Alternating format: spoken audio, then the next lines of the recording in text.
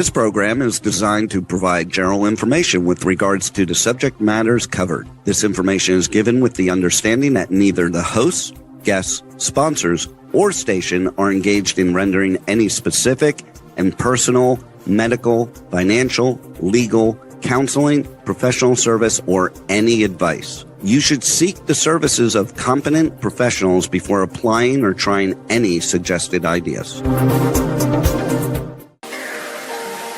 Hello, and thank you for tuning in to A Sharp Outlook on K4HD Radio and Talk or TV. I am Angela Sharp, your host. Our armchair discussions with industry experts will give you the steps, tools, and information to be successful in business and to prepare you to be your best self. Hello, and thank you for joining us at A Sharp Outlook. We're really very happy to have you join us this morning. We're going to be talking about the things that we all run into when we go out for dinner, we go to the mall, we go to a show. We're wanting to see people that give us the service that makes us want to come back. Our topic today is winning customer service. We want to be able to have that pleasure of someone smiling and greeting us and making us feel comfortable.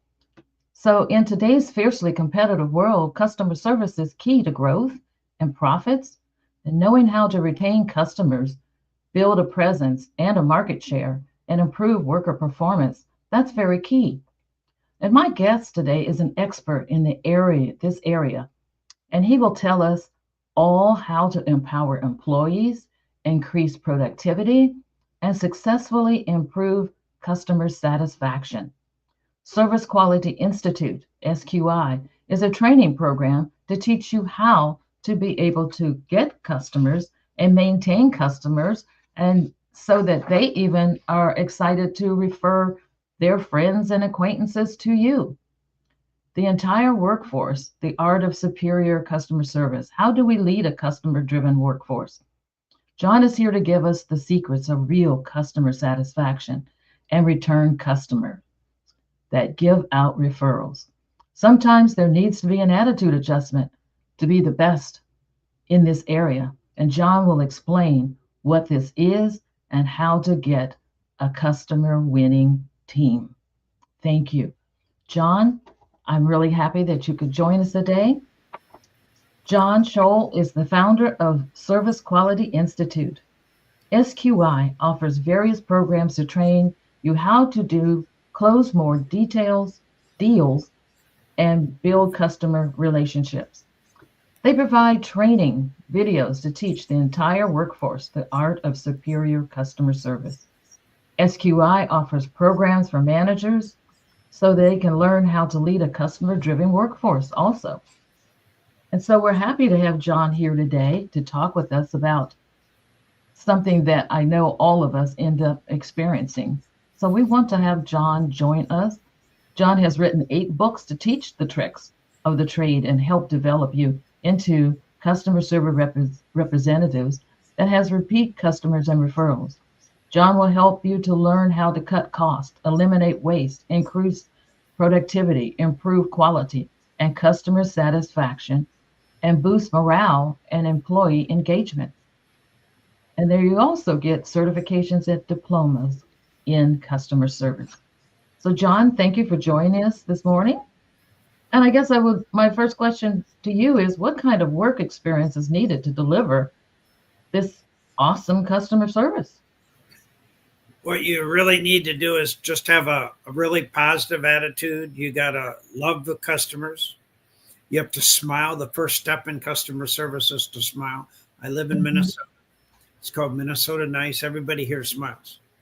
So any place of business, people all smile. Okay. Yeah. But as you go across the world, that doesn't quite happen.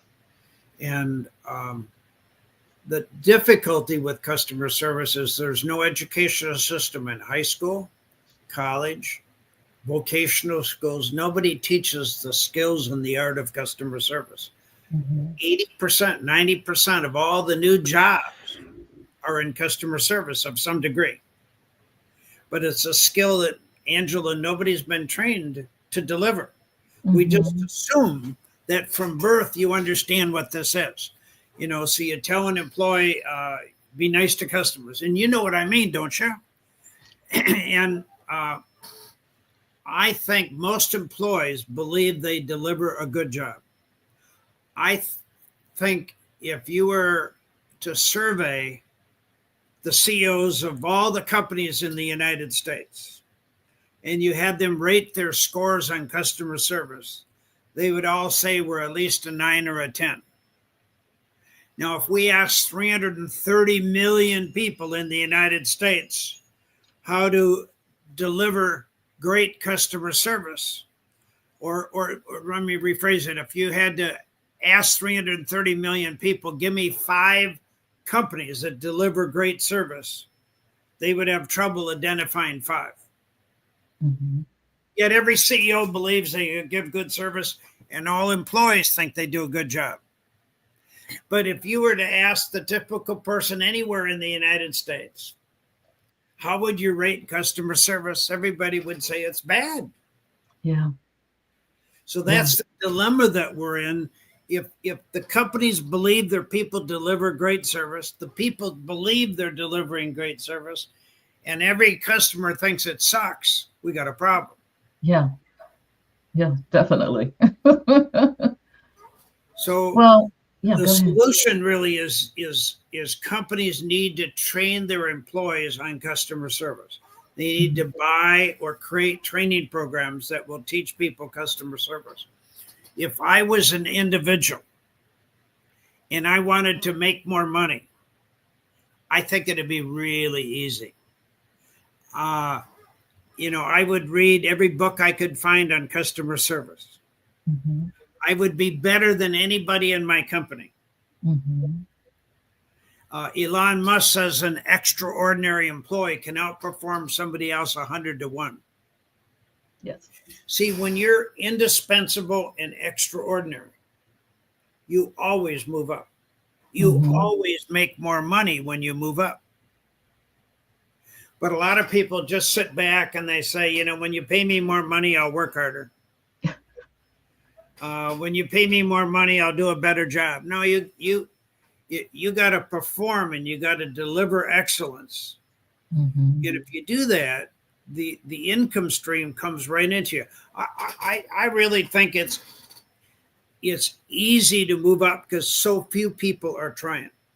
Most people are hovering around at the bottom, fighting for the lowest possible position. And there's very few people that are going for the top.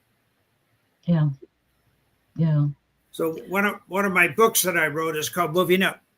Very light on customer service, but very heavy on self-esteem and self-worth, and how do we remove the self-imposed limitations that prevent us from achieving more. I kind of ran into those same situations, John, when I used to be a manager or a CFO controller. And I noticed that the staff, they were coming in, they were educated, they had their degrees. Maybe this was their first job, they didn't have the experience or whatever, but they just didn't have that drive to be challenged. And so that was one of the things that I did as a manager.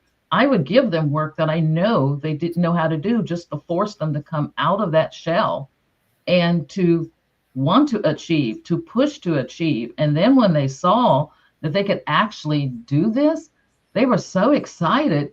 Now I check back and they have excelled in their jobs, but you have to have managers understand everybody's not going to do that without a little push. And so giving them a little push might help, don't you think? I think that most people have a ceiling of cement about 4 feet over their head. Oh. And they have to remove that cement so they can climb and so they can grow. And parents are probably not as good as they could be at pushing their children, getting them to remove self-imposed limitations. I've been teaching my grandson who lives in Malaysia, his parents are missionaries, to be one of the most successful men in the world. And I've been reading a self-improvement book once a week since age 7. And what I tell them is that Elon Musk puts on his pants one leg at a time. Yes. The only difference is he thinks different. Okay. Mm-hmm.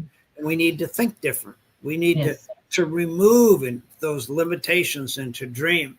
And since we're talking about customer service, if I was a company today in any, I teach people customer service, but if I was any kind of a retailer, any kind of a company, I would train my entire staff to deliver an awesome customer experience.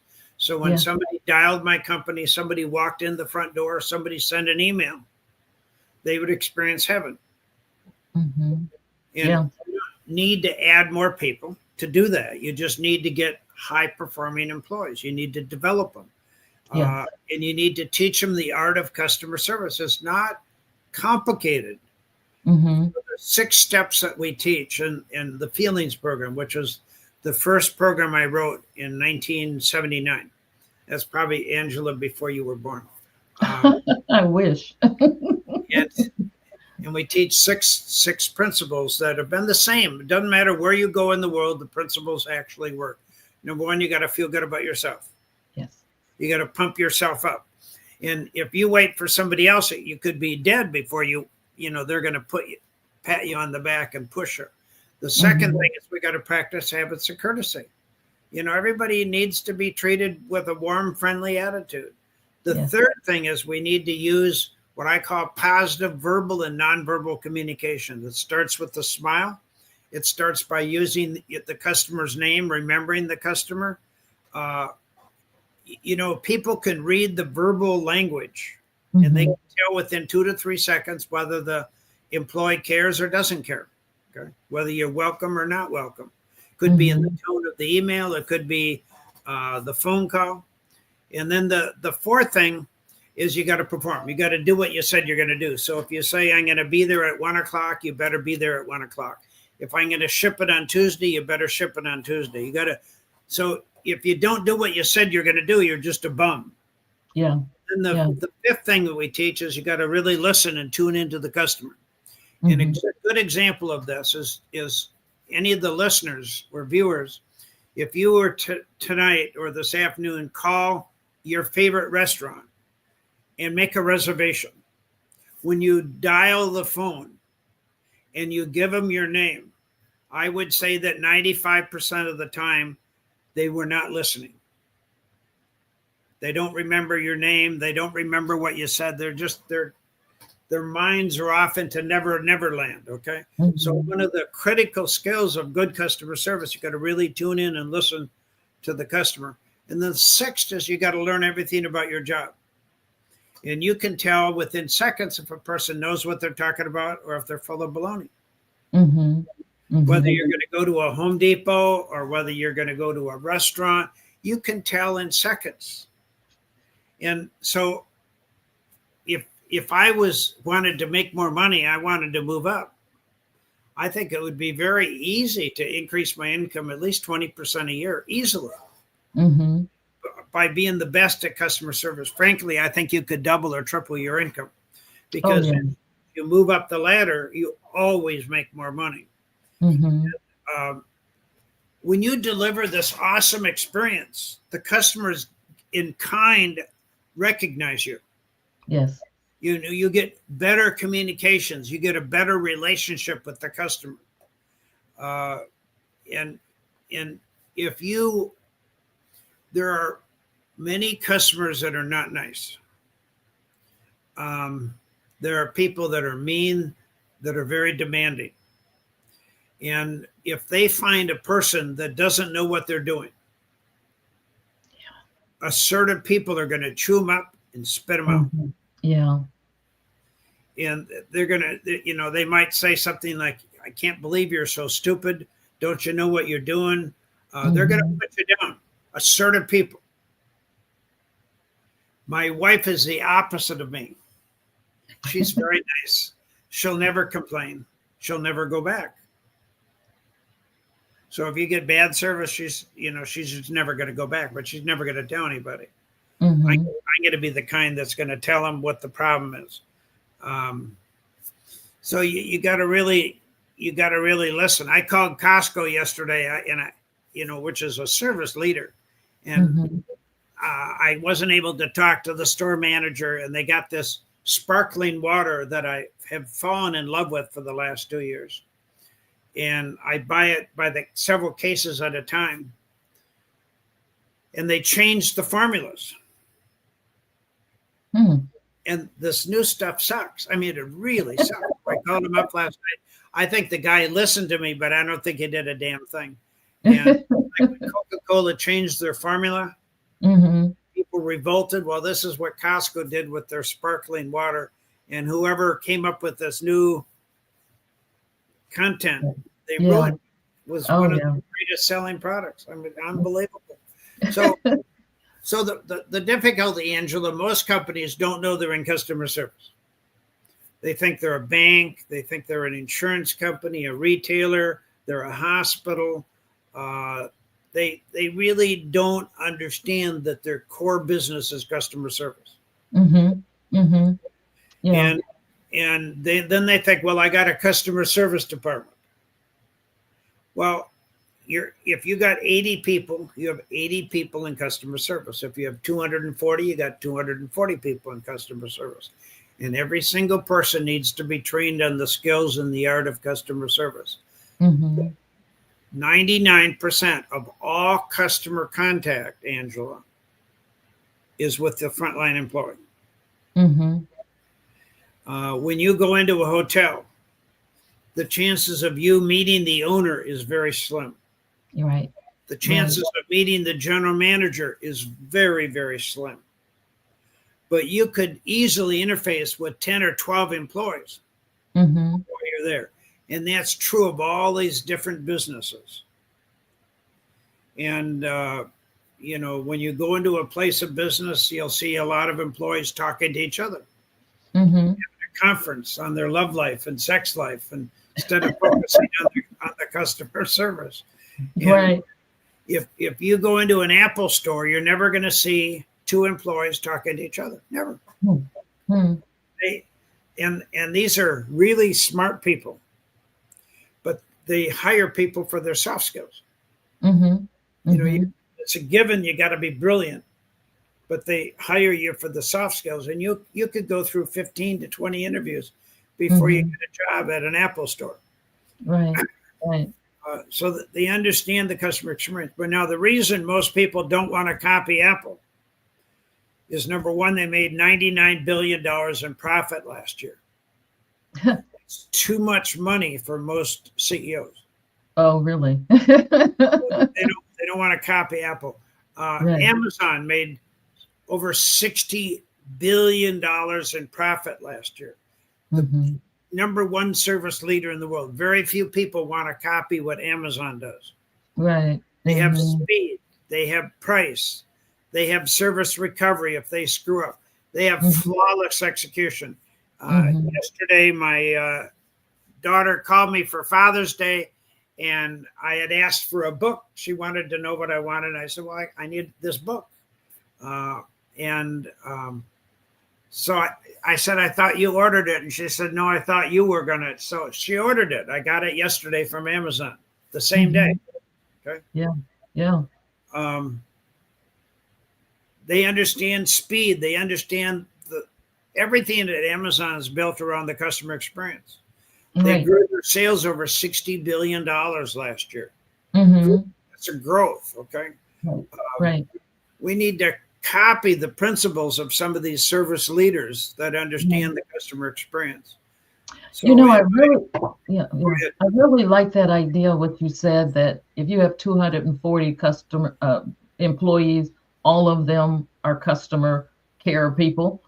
And because even if you're working and doing reports or doing things for another department, you're providing a service to that department. And so you are still doing customer service, because that department happens to be your customer, even though you're in accounting department. So if we all had this attitude that we're always here to be of service to someone else, I think we would all have winning attitudes and we would all be more successful. We would all be able to do things because we would have a different attitude about who we are as a person. We're here as, representatives and service of kindness, service of, whatever it is that a person needs. I mean, just going down the street, and I understand what you're saying because I lived in South Dakota for a while, and everybody said hello, everybody smiled, everybody waved, and you didn't know who they are, but you just automatically wave back because it was just so wonderful. And then you go to other places and oh my goodness, you feel like you better run because everyone looks so mean and look like you're going to be assaulted on the corner just because you were standing there getting ready to cross the street. So, does it require an attitude adjustment to be able to be in service for a company? Your attitude is 90%. And Vernon Hill, one of the best bankers in the world, he started a bank called Commerce Bank, and then he started Metro Bank in London. He said the first thing you do in an interview is you look for a smile, and if there's no smile, there's no second interview. And South Dakota obviously is right next to Minnesota, so we got that nice kind of an attitude. But as you get to Seattle, Washington, or California, or some of these other places, that same level of customer service doesn't happen, or New York City. You have to train people on this. See, there's no educational system anywhere in the United States or the world that's going to teach anybody the skills of customer service. So if you want high performing employees, it's your responsibility to develop those people. And by the way, one of the programs we have is very affordable. It's called the Service First Video Library. A company can buy it. They can train their total workforce for $199 a month for 10 months. Whole workforce. Well, they got 500 people, 200 people, 50 people. And every company should be able to afford $199 a month to train their total workforce. Yes. And there's no recurring costs because we give you permission to reprint all the printed materials on the leader's guide and discussion guides. So this is not overly expensive. We got to realize that labor costs is one of the most expensive parts of your operation. Right. And many times people are working on 4 cylinders or 3 cylinders instead of 8 cylinders. So every year you have to do oil changes on your car. You have to do tune-ups occasionally on your car. Putting gasoline helps it run. But you get greater performance with that oil change and greater performance with tune-ups. Well, we need to do the same thing with people. So let's say that you hire this brand new kid. He's 20 years old and he's really never worked before. Where's he going to have learned any of the skills of customer service? Right. I have a young kid that lives about a block away, and I stopped. I saw him outside working, and I said, "How old are you?"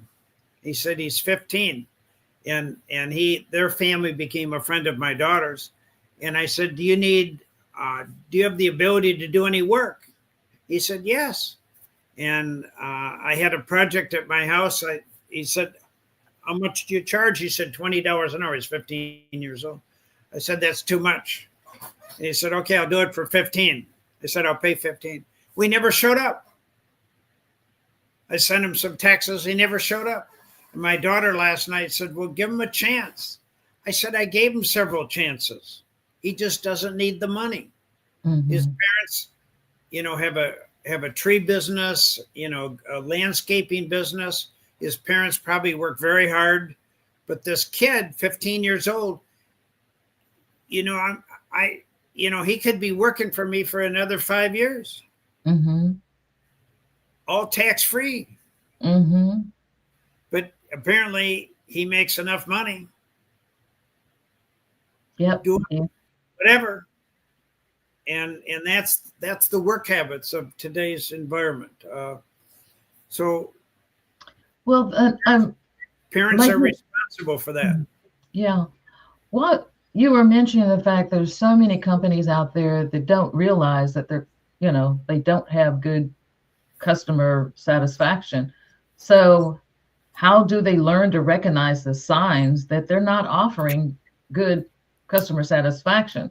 Well, their sales going down probably is a good indicator, but before it gets to that, is there some way of recognizing that there's signs that they're just not providing good customer satisfaction? Well, a lot of companies in the US spend all their money doing surveys. Yes. So if you go to any company, 100% of the time, they're going to send out a survey. If you call Delta Airlines, the first thing they say is, would you like to do a survey? Everybody wants to do a survey. You know what they do with the surveys? Not a damn thing. They don't even tally them up. Well, they might tally them up, and that's it. It's just, there's no impact. So nobody learns from these surveys because it's just by rote. Okay. So you look for complaints. The owner should call people up that have complaints. Frankly, I think if you just start training your people on customer service, you're going to see dramatic results. I had a little True Value hardware store that was across from an apartment building I had bought 2 years ago. And I walked across the street the week I was buying it. And I said, do you have any corporate accounts? I drive by this place 4 times a day probably. And they said, yes, but the computers are down, so we'll have to get back to you. Well, they never got back to me. And I came back a couple of days later and they said, the owner's not here. He has to do it. Well, they went out of business about 2 months ago. They bought the True Value hardware store from another retailer who had was a 10 on customer service. They went from a 10 to probably a 2. Ooh. And they're out of business. But that's the hard way, okay?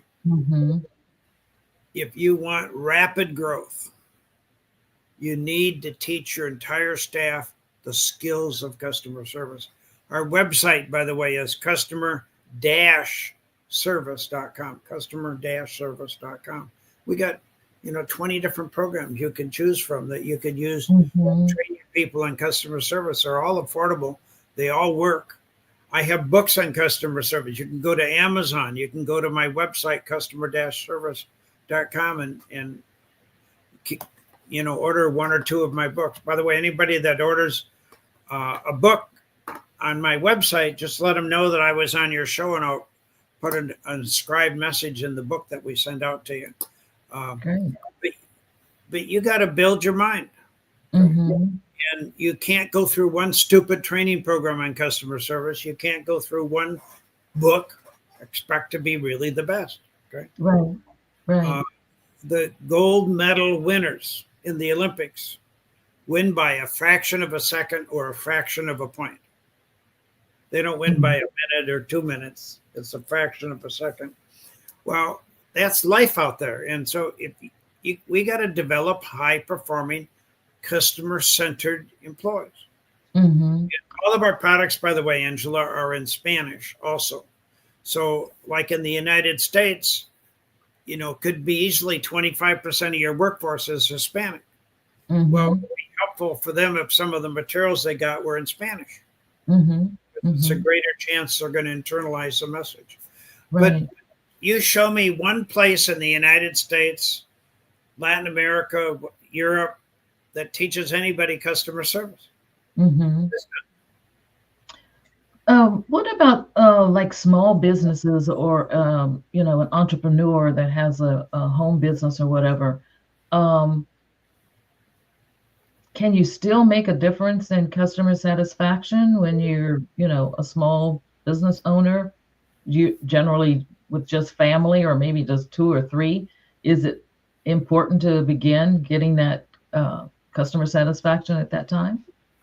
If you want to be more than a home service and you want to grow, the easiest way to get more customers is word of mouth. All the marketing that we do is expensive. Word of mouth is free. So when a customer experiences heaven, he's going to be more likely to bring other customers to your place of business. He's going to be enthusiastic about your place of business. So if I'm a one-person operation, if I do an extraordinary job of customer service, the chances of people coming back is much greater. Giving me more money is greater. When I started in 1979, and the reason I did that, Angela, I saw these companies spending a fortune on marketing and advertising. And as the customer walked through the door, they would issue baseball bats to the employees. And they'd hit the customer on the head as hard as they could. This is 1979. And I said, that's kind of dumb. I said, why don't you just treat the customer like a king or a queen? And then I said, why is customer service? This is 1979. It's a long time ago. Why is customer service so bad? And I decided it's because nobody had ever been trained in customer service. So I wrote the world's first customer service training program. It was called Feelings. And millions of people in every corner of the world, from German, French, English, Spanish, Bulgarian, Chinese, Russian, have all gone through my programs. Okay. And it worked on a real simple concept. When you treat the customer like a king or a queen, they give you a lot of money. Real simple concept. But why is it that we don't do that? And I think COVID gave most firms an excuse to eliminate customer service. When COVID started, customer service went down disappeared. Wow. It's never really recovered. Now, I like to show a lot of financial results and financial numbers in my seminars that I do all over the world. And a good example is Chewy.com. I don't know if you have a pet, Angela. Not now, but yeah, I used to have one, yes. So Chewy.com started with a couple of people that believed that taking care of a customer and delivering an awesome experience was great. And they started selling food online, dog food, pet food. And the company's about 10 years old. It's worth about $30 billion today. Wow. The owners are billionaires because the value of the stock is way up there. So they started with two people. Amazon started with two people. And now they got 1,650,000 people. Okay. So you don't have to be small. When you provide an incredible experience, people give you a lot more money. You can grow. But you got to make sure that the people that you add are customer driven. You got to make sure that you're selecting people that love customers. And then you got to train people to deliver awesome experience. If I was an individual and I wanted to deliver a better experience, I'd be reading all these books on customer service. I got books that you got. There's other books out there. Read one book a month for the rest of your life. If you do that, you're going to increase your income 25% a year, in my belief. Okay. Yeah. If you read one book a month for the rest of your life and you apply the ideas that you learn, you will dramatically improve your income every year. Do you think, Angela, your mind is the greatest asset you got? Yes. Only thing that prevents anybody from greater success are self-imposed limitations. It's not your color. It's not your age. It's not your weight. It's not your looks. It's all up here between those two ears. Yeah, right, definitely. Do you think most companies just don't think it's, customer service is that difficult? All you have to do is be able to say hello and have a piece of paper and write something down. Are they just not paying attention to the fact that, repeat customers are important? And also because we were always told, when you do something good, they might tell 2 or 3 people. If something bad happens, they're going to tell 100 people. So would they not think it's important to have customer service that is just top notch so that you get at least more of the conversation or the with friends and acquaintances, it's going to be more positive because you had a good experience rather than a bad experience, which they're going to tell more people just because they're frustrated and angry. I mean, don't companies know this, or they're not aware of this, or you know? It's a really good question, Angela. I think companies think they're doing pretty good. Mm. And I think employees think they're doing pretty good. So, and the attitude of many employees, many employees, you got so many customers. If I lose a few today and a few tomorrow, mm-hmm. Who cares? No big deal. Last year, my pool service, they came out to do the opening, and there was a young kid, he's probably 17, 18 years old, and I asked him if he would go down and pick up a chair that had blown down beyond the pool. It was about 20 feet further down. And I'm a little bit older, so, I was thinking of young strapling guy. And he said, I can't do that because of insurance purposes. I could get hurt. I mean, the lounge chair probably weighed about 20 pounds. And so that didn't set the right tone. And then when they take off the tarp for the pool, there's these things that stick up that's about a half-inch high. And if you fell on one or tripped on one, it could be a heck of a problem. I said, make sure they're all put down.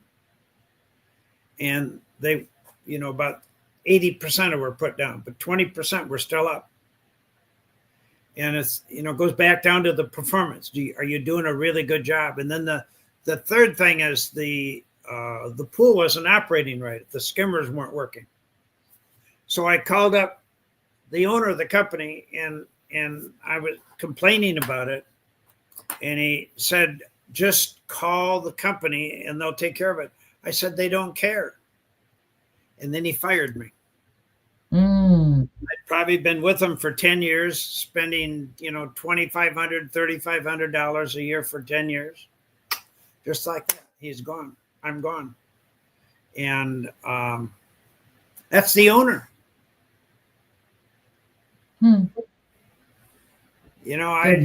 Companies, small businesses can easily be the biggest offenders of customer service. Oh. Should be the opposite. Yeah. But their attitude is, I don't need customers. There's a lot of arrogance.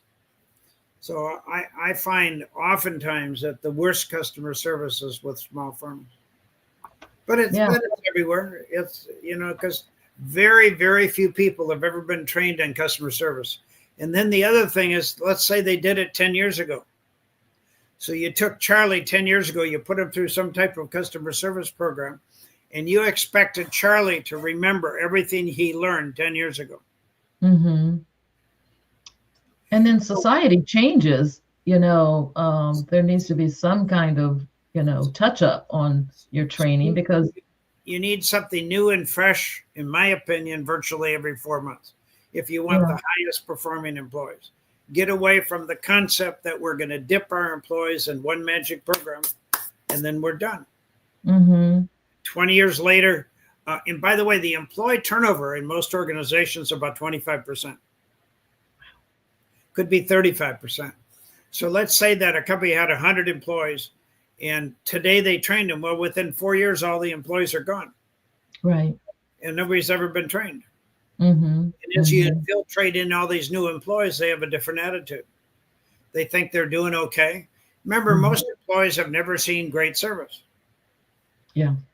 So they don't know what exceptional service is. They don't know what unbelievable, incredible customer service is. It's all they can see is bad customer service all the time. Right. And so I think that we need to understand, first of all, this is strategy. How do you grow the business?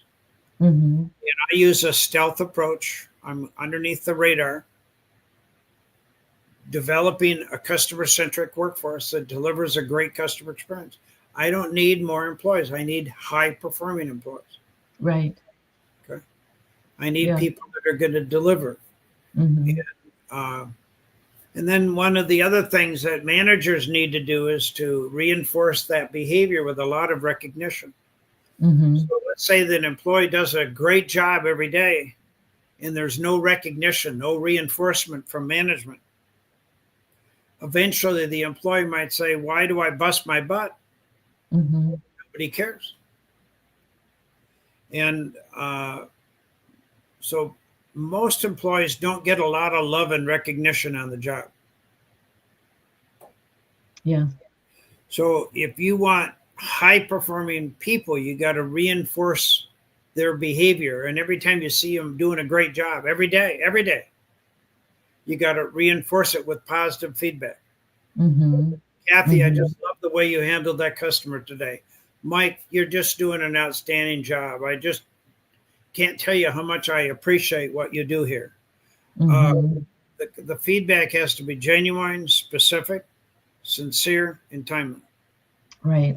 Right. And if you say, Mike, 2 years ago, I forgot to tell you, it's too late. We need immediate feedback and immediate recognition. Right. And you could reduce your employee turnover if people are well trained on customer service, Mm-hmm. because you're going to avoid the negative confrontations. So during the day, remember that if you don't know what you're doing and you make a lot of mistakes and you don't know your products, there's going to be a lot of customers that are going to chew you up and spit you out. Mm-hmm.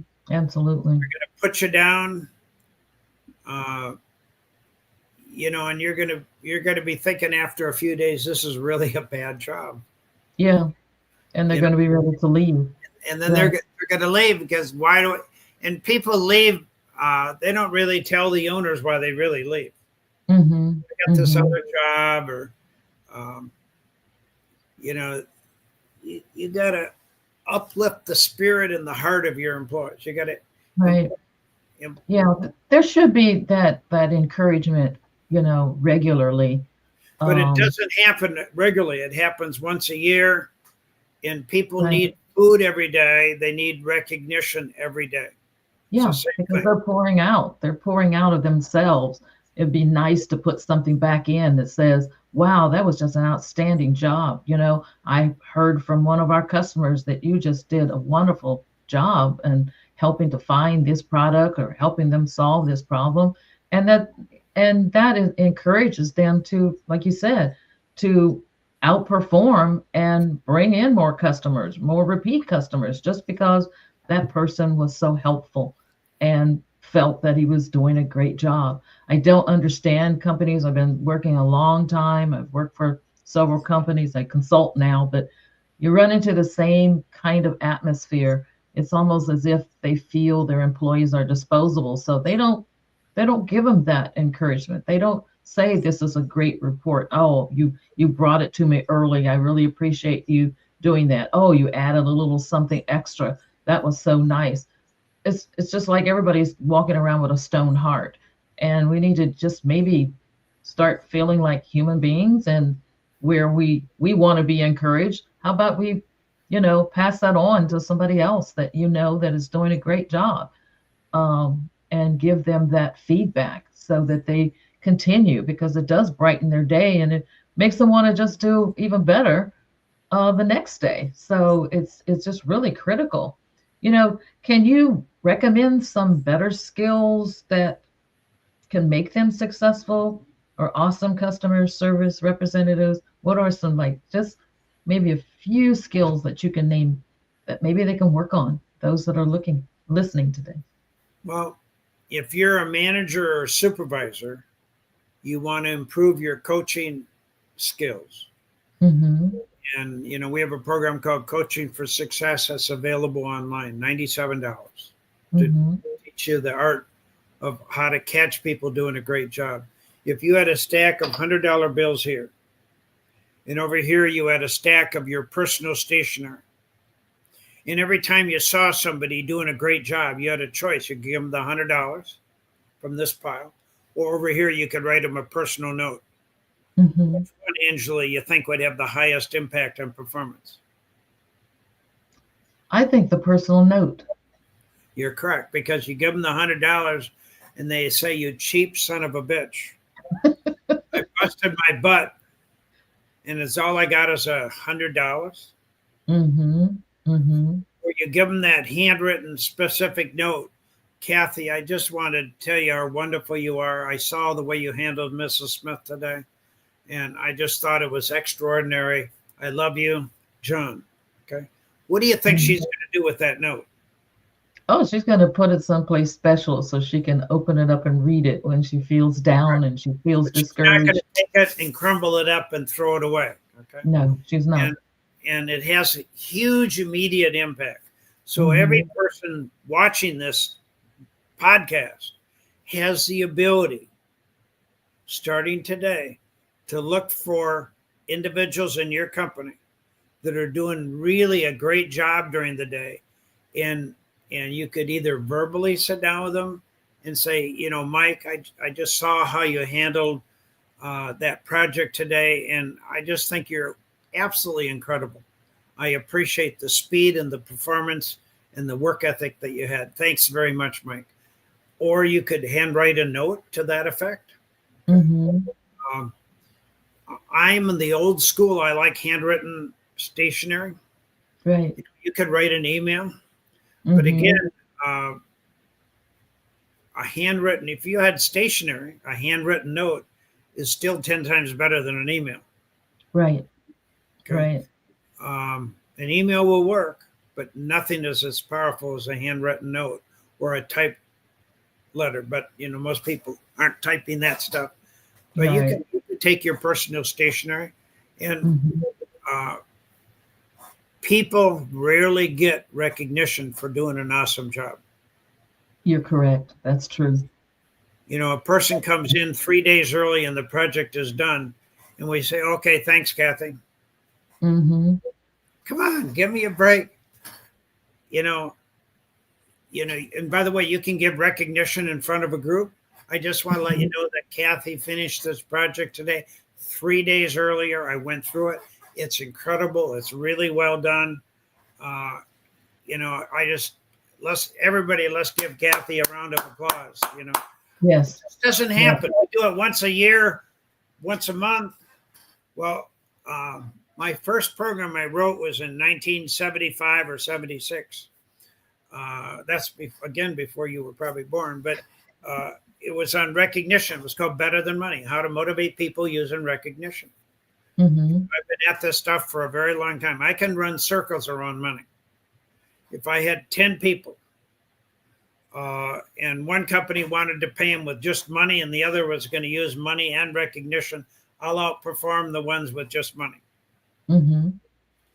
And I guess I get a lot of people doing things for me for very small amounts of money because I'm really good at recognition. Mm-hmm. Some of the people on my staff, I got very few people, but every time I write out a check to Jake on my staff, I write a personal note. 100%. Mm-hmm. I would never just write out a check.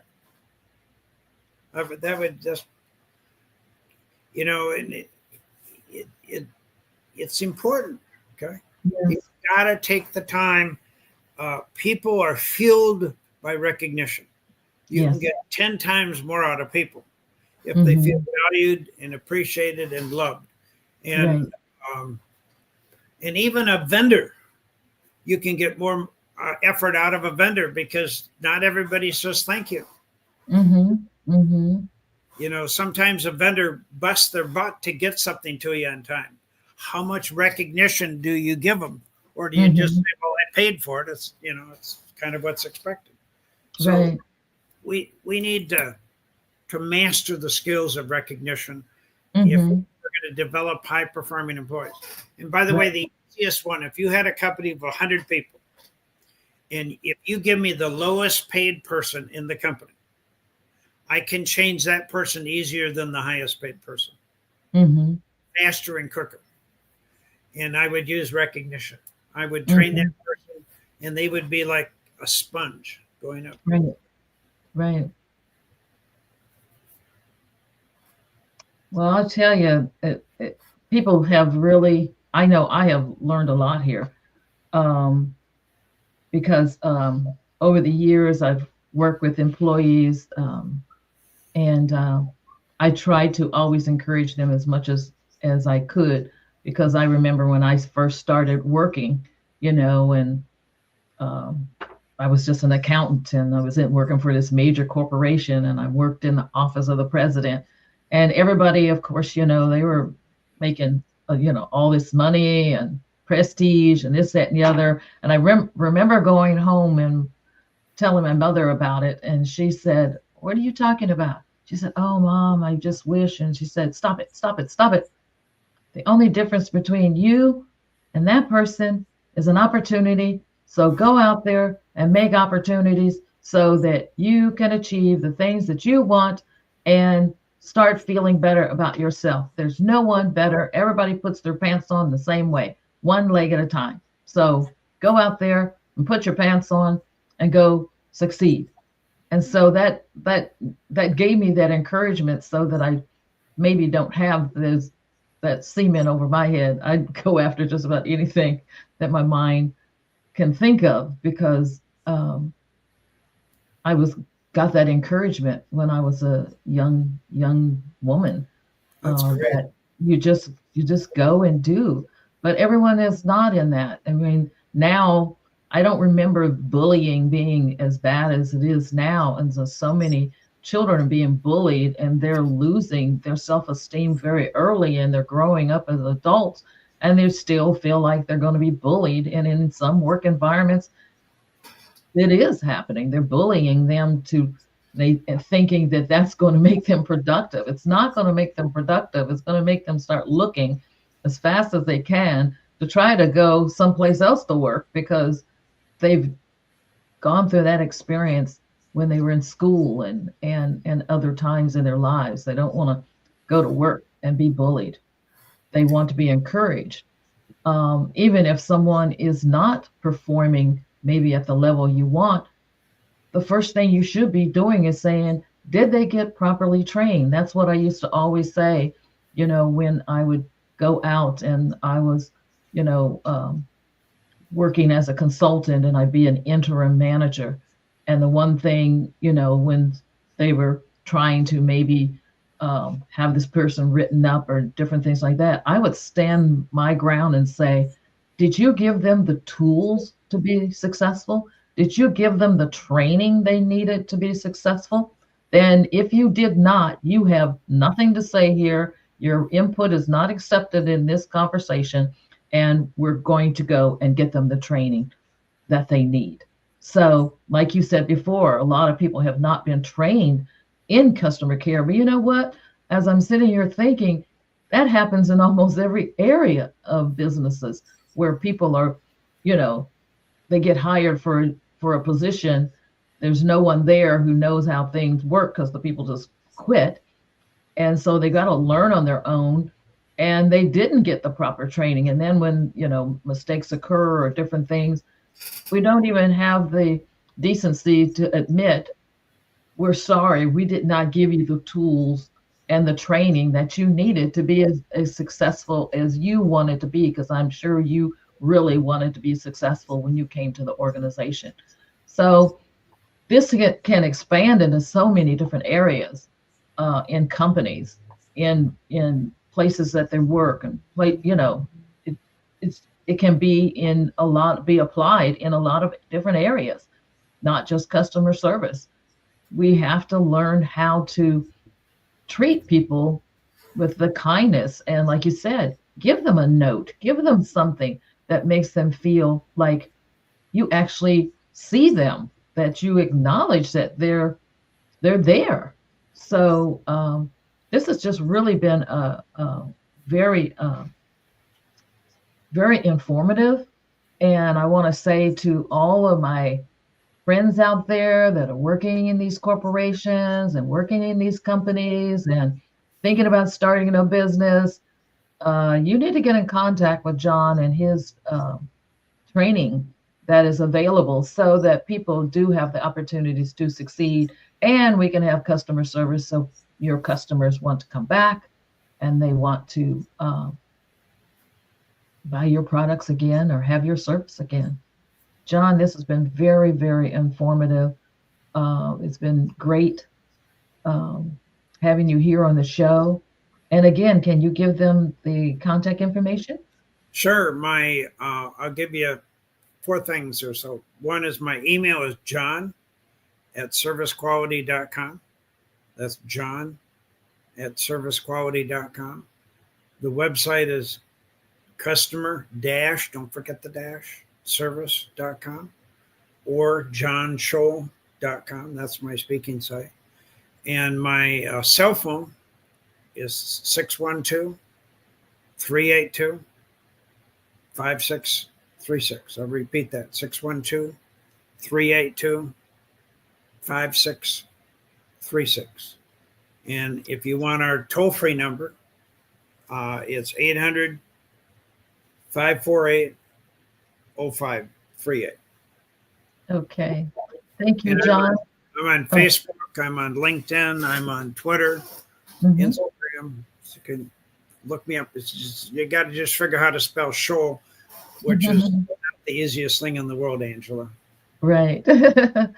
Well, I want to thank you for being here today, and I want to tell everyone who tuned in that I know that you learned a lot today, and we are grateful that you tuned in to A Sharp Outlook, and join us again next week, and stay informed. I want to thank you for joining us on A Sharp Outlook. We have been informed and energized to take the next steps. We have posted links to websites and videos to learn more on today's topic.